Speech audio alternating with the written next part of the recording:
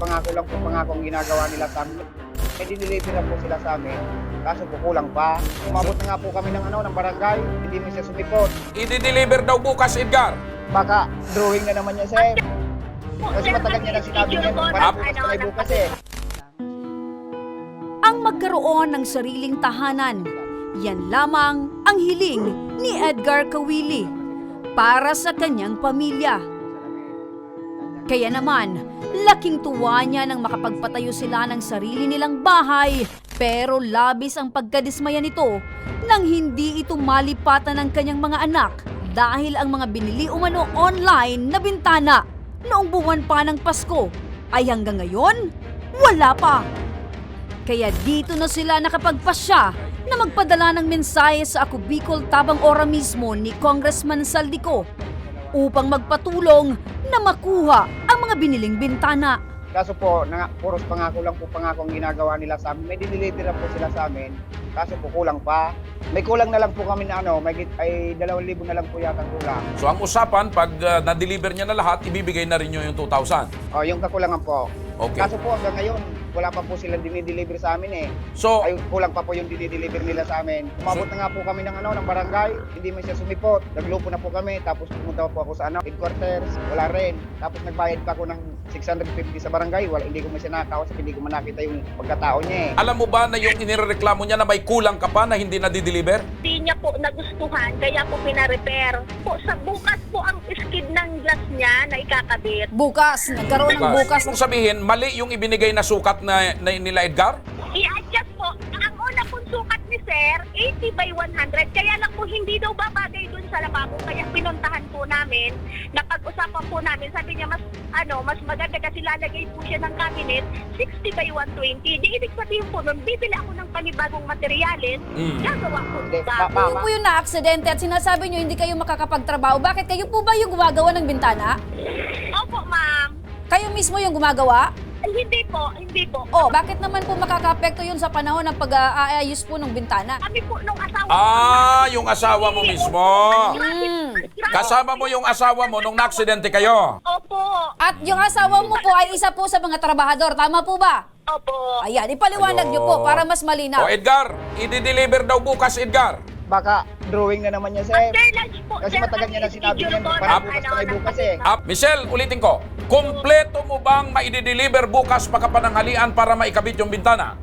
Opo. I-advise natin yung complainant natin na pumunta po doon sa pinakamalapit na negosyo center ng BTI. So, pwede po siyang magpa-assist doon sa negosyo center Tigaon para makapag-file ng complaint. Pag hindi mo na-deliver yan, sigurado si Edgar magreklamo sa DTI. Sasamahan namin itong si Edgar para pailang ka ng formal na reklamo. Kinabukasan ay agad nagtungo ang aming team sa bahay ni Edgar upang masaksihan ang pangako ni Michelle na pag-deliver ng bintana. At dito naabutan namin na mag-isa si Edgar sa kanilang bagong tahanan. Ninyo, ano talaga yung business niyo, sir? Para bakit ang ganda ng bahay niyo? Wala, may anak kasi akong nakapag-abroad din, nag-ipon siya. Ito, pinagtulungan nilang mag-mama.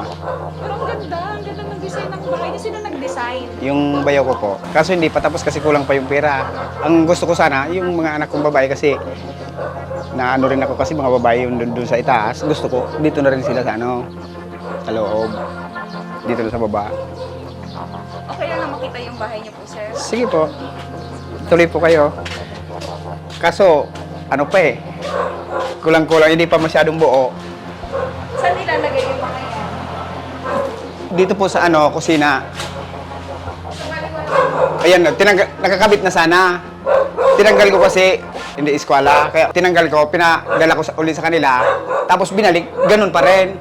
Tapos sasabihin niya, iba-iba ko ng sukat. Mali yung ginawa nila, tapos hindi ko nagustuhan, kaya binakbak ko. Naglabas din ng hinaing si Edgar dahil sa tagal na ng paghihintay nila na matapos ng kanilang bahay at malipatan na sana. Yung frame na yan, sa kanila din. Maliit nga yung sukat na binigay na naman eh. Magkano totally po, lahat ng ano mo? 27,000. Lahat ito. Oo. Kasama na yung salamin tapos kabit Package nila. Ang inaano ko lang po kasi sobrang tagal na. Imbis na kahit na kulang pa, pwede na namin tirahan. Kasi hindi naman mabigla yung paggawa ng bahay. Walang mga ganito, oh. Hindi, lusot din yung tao dyan. Kaya nga ako, ang purpose ko kaya nagpagawa ko ng ganyan para yung tao hindi makapasok. Hinayaan ko na lang, yung kuryente, yung welding rod, pangtabas nila, inano ko pa sila, inaskaso. Pero wala silang narinig sa akin. Sa akin lang, yung maayos na ano, kasi nag-usap sila ng maayos ng asawa ko. Hanggang ngayon, kung hindi pa kami pumunta sa ano ninyo, wala. Tabla-tabla sana. Mahirap din kami. Pinaghirapan din ng anak yun, inutang pa. Sa araw rin na yon, ay tinupad na sa wakas ni Michelle ang kanyang pangako at na-deliver na ang mga kulang pa niyang mga salamin sa bintana. Ngunit, hindi na ito umarap sa aming team. Inumpisahan na rin agad ni Edgar ang paggawa ng bintana upang agad itong malipatan ng kanyang pamilya. At sa pagkakataong ito, labis ang tuwa ni Edgar na makalipat na sila ng kanyang pamilya sa bago nilang tahanan. Salamat kasi natulungan kami kagaya namin na nagrereklamo.